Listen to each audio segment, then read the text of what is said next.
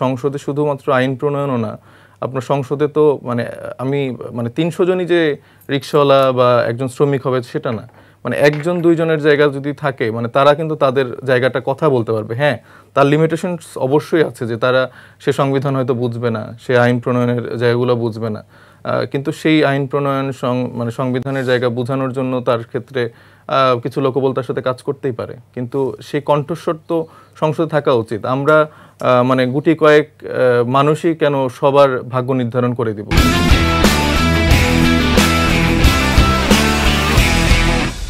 যেখানে মানে ২০ কোটি মানুষ যেখানে বাংলাদেশে বসবাস, সেখানে আমরা দেখছি যে একটা শ্রেণীর কাছেই বারবার রাজনীতিটা আমরা বর্গা দিয়ে দিচ্ছি, পরিবারতান্ত্রিক জায়গা থেকে বর্গা দিয়ে দিচ্ছি। এবং তুষার ভাইয়ের সাথে আমি এটা এগ্রি করি যে হ্যাঁ, মানে রাজনীতিটা মানে মূলত ওই উপর টপ টায়ারের কয়েকজন নেতার হাতেই সবসময় থাকে। তারাই আসলে দেখা যাচ্ছে যে বারবার করে মানে ব্যবসায়ীদের কাছে হয়তো বর্গা দিয়ে দেয়, বিভিন্ন এজেন্সির কাছে বর্গা দিয়ে দেয়। তো এই জায়গাগুলো আসলে তাদের সদিচ্ছার জায়গাটা যদি মানে না থাকতো তাহলে কিন্তু এই জায়গায় পৌঁছাতো না। তো আমরা সেই জায়গায় তরুণরা চেষ্টা করছি যেন আমাদের রাজনীতির জায়গাটা কারো হাতে বর্গা দিতে না হয়।